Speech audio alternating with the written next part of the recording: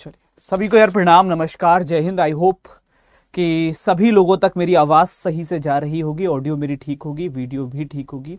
और अगर दोनों चीज़ें सही हैं तो इस वीडियो का आगाज़ हम कर सकते हैं। और इस वीडियो के अंदर कुछ इम्पॉर्टेंट पॉइंटर्स हैं जिनको हम डिस्कस करने वाले हैं, है ना। खासतौर पे वो विद्यार्थी जो सीजीएल के फॉर्म को फिल करने का इंतजार कर रहे हैं, तो कुछ ऐसी चीज़ें जो शायद आपको पता होनी चाहिए कि आप सीजीएल के एग्जाम देंगे तो सीजीएल कोई नौकरी नहीं है कि आपको सीजीएल मिल जाएगा या सीजीएल की नौकरी मिल जाएगी। सीजीएल के अंदर आपके पास बहुत सारी सी अलग अलग डिपार्टमेंट में पोस्ट होती है, बहुत सारे से डिफरेंट डिपार्टमेंट होते हैं। उन डिफरेंट डिपार्टमेंट के अंदर डिफरेंट पोस्ट होती हैं, उन डिफरेंट पोस्ट के अंदर डिफरेंट आपको काम करने होते हैं और सभी का डिफरेंट स्ट्रक्चर होता है, डिफरेंट लोकेशंस होती हैं, डिफरेंट सैलरीज होती हैं, तो सब कुछ अलग अलग है। तो ऐसा नहीं कि सीजीएल का एग्जाम निकाला तो एक कोई नौकरी है जो कि मिलती है कि भैया सीजीएल करोगे तो ये सीजीएल बन गए तुम और ये सीजीएल की सैलरी है। ऐसा नहीं होता, ये सीजीएल का काम है, ये सीजीएल की लोकेशन नहीं। वहां बहुत कुछ बहुत ज्यादा डिफरेंट होता है। एक बार बाकी लोग मुझे कंफर्म करेंगे मेरी ऑडियो क्लियर है कि नहीं है, साउंड प्रॉब्लम है, मैं एक बार चेक कर लूं। लल्ला एक सेकंड मुझे देना, आवाज ठीक जा रही है? बाकी लोग एक बार बता दो, और अगर नहीं जा रही है तो फिर देख लेते हैं हम, कुछ दिक्कत अगर लग रही हो तो मेरे हिसाब से सही होगी, है ना। चलिए तो बात कर लेते हैं कि करके कि क्या क्या चीजें होंगी, कैसे कैसे चीजें कवर करनी है, क्या क्या चीजों पर बात करनी है, एक एक करके समझने का प्रयास करेंगे। सबसे पहले मैं आपको कुछ बेस्ट पोस्ट के बारे में बताता हूं कि मुख्य क्या क्या चीजें इसमें होती है, मुख्य कौन कौन सी पोस्ट होती है। पहली चीज तो ये समझो कि सीजीएल जो है वो कंबाइंड ग्रेजुएट लेवल एग्जामिनेशन है। इसको सीजीएल ई भी बोलते हैं, ई फॉर एग्जामिनेशन होता है। जिसे नाम में ही क्लियर है, ग्रेजुएट लेवल। तो यानी कि जो स्नातक की परीक्षा के बाद, अगर आपने स्नातक की परीक्षा उत्तीर्ण कर रखी है, आप फॉर्म को फिल कर पाओगे, फिल करने के बाद आप अपने आगे की प्रोसेस की तरफ जा पाओगे। बहुत सारा से मैंने जो अभी आपको बताया ना कि अलग अलग डिपार्टमेंट होंगे, वहां ग्रुप बी होगी, ग्रुप सी होगी, बहुत सारी सी पोस्ट होंगी। अब कुछ इंपॉर्टेंट पोस्ट कौन सी है पहले उन पर बात करता हूं। ये कुछ प्रमुख पोस्ट रहती हैं जिसमें आपकी एएसओ की पोस्ट होती है। अगर आप बात कर रहे हो असिस्टेंट सेक्शन ऑफिसर, सुना होगा कि एएसओ मिल गया इनको। तो इनकम टैक्स इंस्पेक्टर, ये बहुत इंपॉर्टेंट पोस्ट में से एक होती है। इसके अलावा एक्साइज इंस्पेक्टर, आप एक्साइज के अंदर इंस्पेक्टर बन सकते हो।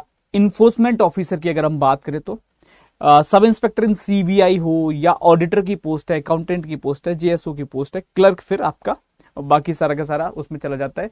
पीए और ऐसे भी अब इसमें आने लग गया तो वो नीचे की पोस्ट हो जाती है। तो ये कुछ पोस्ट ऐसी हैं जो बहुत इंपॉर्टेंट हैं, जिसको मतलब लोग चाहते हैं कि ये पोस्ट कैसे भी करके हमको मिल जाए तो मजा आ जाए। तो कुछ वैसी पोस्ट आपको देखने को मिलती है।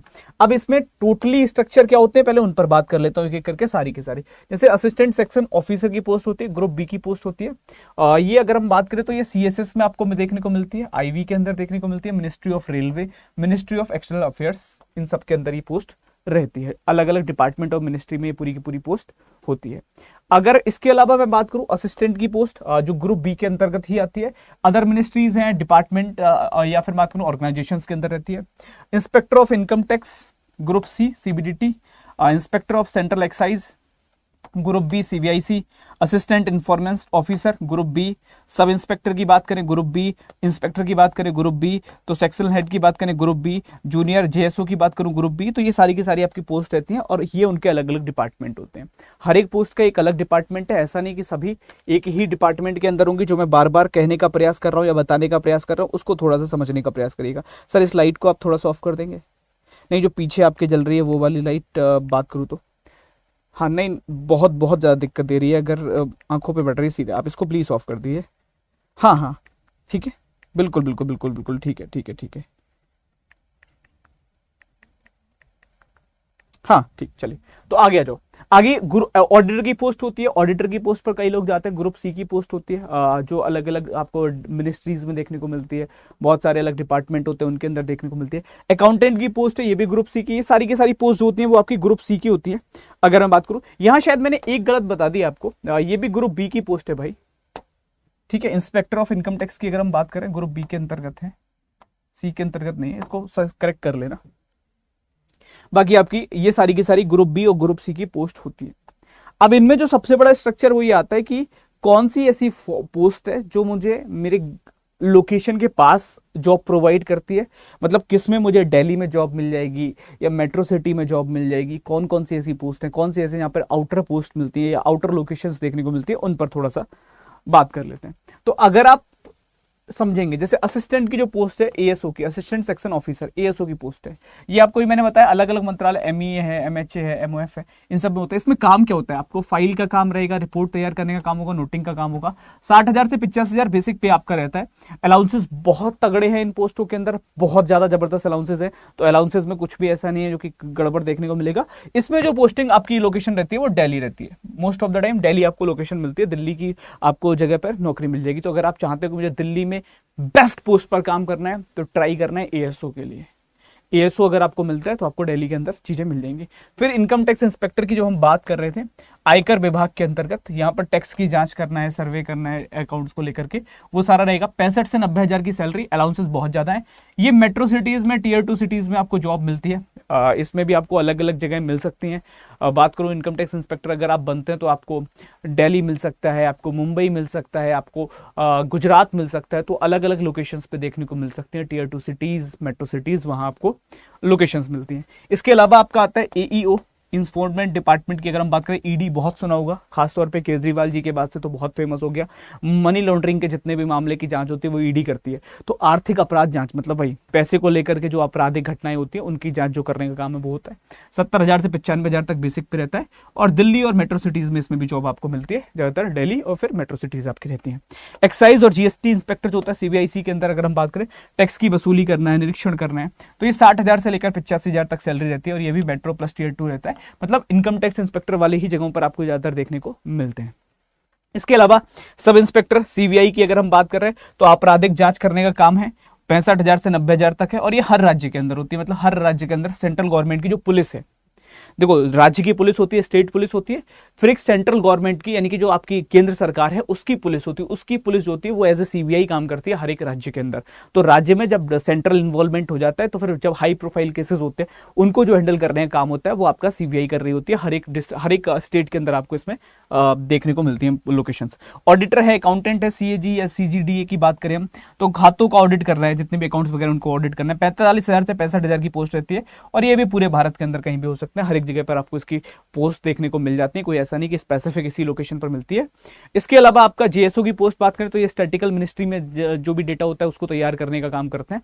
और ये भी आपके ज्यादातर दिल्ली और टीयर 1 सिटीज के अंदर आपको देखने को मिलते हैं। तो ये पूरा का पूरा स्ट्रक्चर था जो मैंने आपको बता दिया है कि कौन से डिपार्टमेंट में अगर आप हैं तो आपको कहां पर चीजें देखने को मिलेंगी।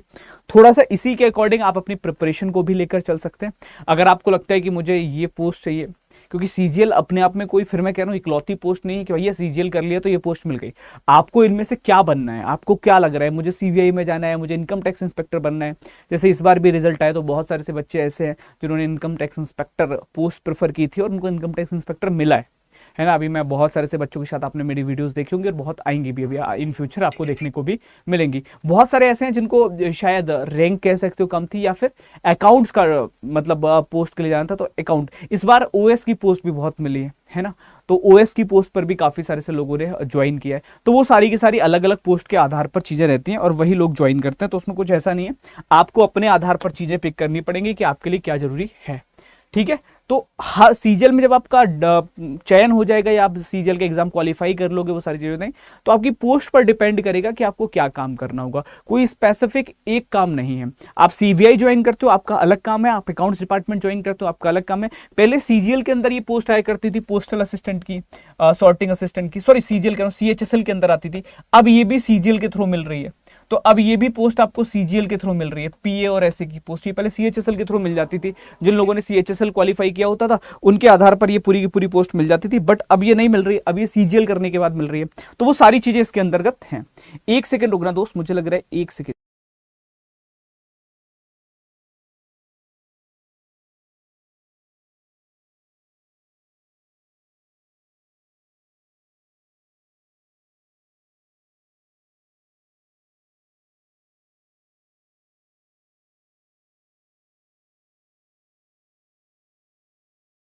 मैं थोड़ा सा बाधित कर दिया चीजों को। तो देखो यार, नोटिफिकेशन वैसे तो कभी भी आ सकता है, क्योंकि अब ऐसा नहीं है 2026 में। पहले तो इसका नोटिफिकेशन आपका मार्च तक आना था, मार्च से अप्रैल हुआ और अप्रैल लास्ट तक आ सकता है कभी भी, कभी भी आ सकता है दोस्त, क्योंकि ऑलरेडी सिलेक्शन पोस्ट का नोटिफिकेशन आ गया है। उसके बाद दो नोटिफिकेशन है, एक स्टेनोग्राफर और एक रहेगा आपका सीजीएल, ये दोनों नोटिफिकेशन आएंगे और इसके बाद आपको देखने को मिलेगा सीएचएसएल का नोटिफिकेशन। तो तैयार रहो, ये कभी भी नोटिफिकेशन देखने को मिल सकता है, इसी अप्रैल के लास्ट वीक में हो सकता है और मोस्ट प्रोबेबली हो सकता है कि मई के फर्स्ट वीक में देखने को मिल जाए। उसी के आधार पर आपके एग्जाम का रहेगा, एग्जाम का स्ट्रक्चर भी वही रहेगा, जुलाई सितंबर वाला रहने वाला है। मोस्ट प्रोबेबली सितंबर के आसपास एग्जाम जाने के चांस है, क्योंकि थोड़ा सा डिले हुआ है। वैसे होता तो जुलाई तक चला जाता, लेकिन अब हल्का सा खिसक के सितंबर हो सकता है आपका एग्जाम कंडक्ट कराया जाए। तो उसी के आधार पर आप अपनी प्रिपरेशन को लेकर चलना, मानकर चल रहा हूँ कि तैयारी कर रहे होगे, नहीं कर रहे हो तो बहुत दिक्कत वाली बात है दोस्तों। सीजीएल अड्डा 24/7 पर डेली शाम 5 बजे मैं प्रैक्टिस करा रहा हूँ, बिल्कुल फ्री। अगर आपने पढ़ाई कर रखी है तो फ्री ऑफ कॉस्ट तैयारी कर सकते हो, नहीं कर रखी है तो दिक्कत की बात है भाई, करनी तो पड़ेगी, और कोई सॉल्यूशन अपने पास है नहीं। 4 विषय आने हैं मुख्यतः, एक जनरल अवेयरनेस आना है, एक बात करूँ तो रीजनिंग आनी है, एक मैं बात करूँ तो आपको इंग्लिश आनी है, एक मैं बात करूँ तो आपको जीके जीएस आनी है। ठीक है, ये 4 विषय आएंगे और चारों विषयों को आप तैयार कर सकते हो बड़े आराम से। अगर मैं बात करूँ तो बहुत आराम से चारों विषय की तैयारी आप करके चल सकते हो। लेकिन पहला काम वही कर लेना जो हमेशा मैं सजेस्ट करता हूं कि कुछ मत करो, कुछ भी करने की अलग आवश्यकता नहीं है, कुछ भी ऐसा नहीं है कि इधर उधर जाने की जरूरत है। सबसे पहला टास्क ये है कि अपने सिलेबस को कवर कर लो, क्योंकि आपके एग्जाम में बैठने वाले हर 100 में से 80 बच्चा, हर 100 में से 80 बच्चा कभी अपने सारे टॉपिक नहीं पढ़कर जाता, कभी अपना सिलेबस नहीं पढ़कर जाता। तो या तो आप भी इसी भीड़ का हिस्सा बन जाओगे या आपको इस भीड़ से थोड़ा सा अलग जाना पड़ेगा। ऑडियो ठीक है ना लल्ला, आवाज?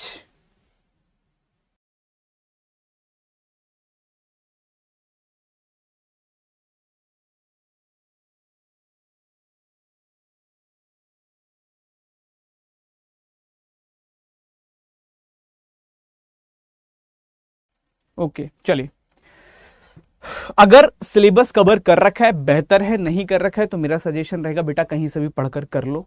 और अगर ये लग रहा है टाइम कम है अब तो हो ही नहीं पाएगा, तो ना तो इस बार हो पाएगा ना अगली बार हो पाएगा, शुरू तो करना पड़ेगा। वो आज कर लो तो बेहतर है, और कल पे टाल दिया तो फिर कल भी सेम जगह पे खड़े होगा और कल भी सोच रहे होगे टाइम कम है।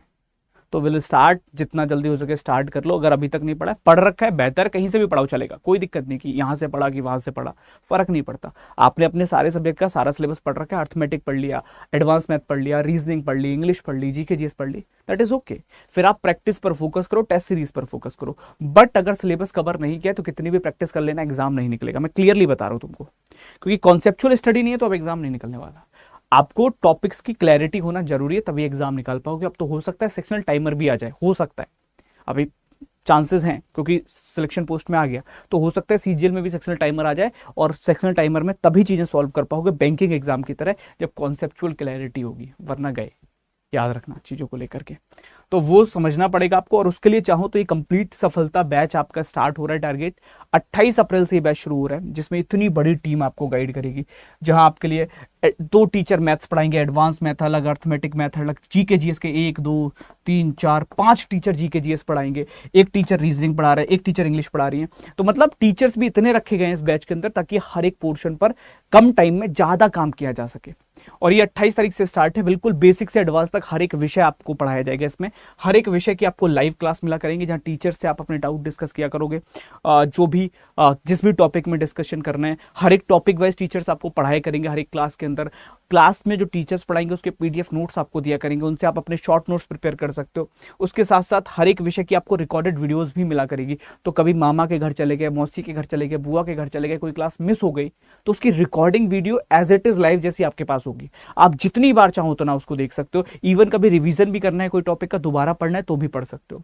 एग्जाम से पहले सिलेबस कवर कराया जाएगा, इसीलिए टीचर्स को बढ़ाया गया है इसके अंदर। और ज्यादा जरूरत लगेगी और ज्यादा एफिशिएंसी बढ़ाएंगे, लेकिन बेहतर से आपको चीजें मिलेंगी इसमें, कम टाइम में ज्यादा। किताबें ई बुक की फॉर्म में मिलेंगी, जिससे आप प्रैक्टिस भी साथ में कर सकते हो, क्योंकि टाइम कम है तो प्रैक्टिस भी साथ में लेकर चलनी पड़ेगी। और टेस्ट सीरीज भी मिल जाएंगी विद सॉल्यूशन, तो अपने आप को एनालाइज भी कर सकते हो पढ़ने के बाद कि कितना तैयार हो रहा है। ये सब कुछ आज के दिन बहुत कम प्राइस पर आपको मिल रहा है, मात्र 1335 रुपए में सारे विषय हैं, रीजनिंग भी, मैथ भी, इंग्लिश भी, जीके जीएस भी, एडवांस मैथ, अर्थमेटिक मैथ दोनों हैं इसमें, सब कुछ लाइव मिलेगा। कूपन कोड आपको लगाना है Y274। हाँ, कोड यही लगा लेना, ताकि बाद में ये दिक्कत ना आए कि सर आपने तो ई बुक बोला था हमको नहीं मिली, आपने तो टेस्ट सीरीज बोला था हमको नहीं मिली, इसलिए कूपन कोड Y274 लगा लीजिएगा। कहाँ से मिलेगा? तो इस वीडियो के डिस्क्रिप्शन से भी आप इसको इनरोल कर सकते हैं, या फिर गूगल पर जाकर आप सर्च कर सकते हैं अड्डा 24/7, और वहां से आप जाएंगे adda247.com पर।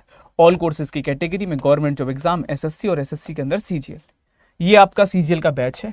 आज महापैक 3 गुना वैधता पर मिल रहा है, तो आप चाहो तो महापैक भी ले सकते हो ट्रिपल वैलिडिटी का लाभ उठाकर। बाकी ये बैच है ही, बैच में महापैक में ये सारे बैच मिलेंगे। बैच में आपको जो बैच लेना है, 15 अप्रैल वाला बैच है, ये 28 से स्टार्ट होने वाला बैच है। दोनों बैचेस लाइव हैं आपके सामने। ये इतनी बड़ी टीम आपको गाइड करेगी, ठीक है। हिंदी और इंग्लिश दोनों ही भाषाओं में पढ़ाएंगे, ऐसा नहीं होगा किसी एक भाषा में पढ़ाया जाएगा। 67 किताबें हैं ई बुक की फॉर्म में, 51 मॉक टेस्ट हैं विद डिटेल्ड सॉल्यूशन, साल भर की वैधता भी है।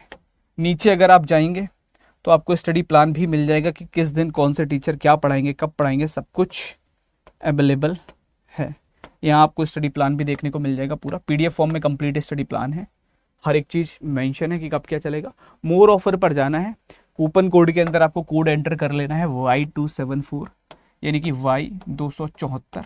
जैसे ही आप इसको लिखते हो Y274, अप्लाई पर क्लिक करते हो, अप्लाई करते ही कीमत रह जाएगी 1335 रुपये। आप इसको 1335 में कंटिन्यू करके इनरोल कर सकते हैं।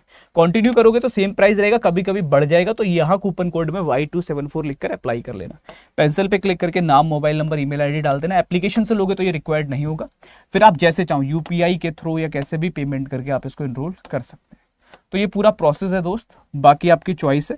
अगर आपको लगता है कि मेरा ऑलरेडी सर सारा सिलेबस कवर अप है, मैंने तो पढ़ लिया था पहले ही 6 महीने पहले, 8 महीने पहले, किसी और एग्जाम के बहाने मैंने सारे विषय पढ़ रखे हैं, तो बैच मत खरीदना, ये मेरा सजेशन रहेगा, मत खरीदना, चाहे मैं बोलूँ चाहे कोई बोले। बट अगर ऐसा लग रहा है कि नहीं पढ़ा है, अभी तक पढ़ा है तो एक सब्जेक्ट पढ़ लिया, बाकी नहीं पढ़ा, 3 नहीं पढ़ा, एडवांस मैथ तो पता ही नहीं कैसे होगी, अर्थमेटिक में प्रैक्टिस करता रहता हूँ, बस ट्रिक सीख रखी है खाली, कॉन्सेप्ट पता ही नहीं है, जीके जीएस पता ही नहीं कितना है, इंग्लिश में पता ही नहीं क्या क्या टॉपिक्स हैं। तो अगर ये प्रॉब्लम है तो दोस्त डेफिनेटली इनरोल कर लो, ताकि वो सारा अंदाजा लग जाए, सारी चीजें सीख पाओ कि कितने टॉपिक हैं, क्या क्या चीजें हैं, वो सब आपको मिल जाए। तो कूपन कोड Y274 लगा करके आप इसको इनरोल कर सकते हैं। अभी के लिए इतना ही रखूंगा, कुछ और जानना हो तो कॉमेंट में बताइएगा। Thank you so much everyone, जय हिंद सभी को, thank you everyone, thank you सभी को।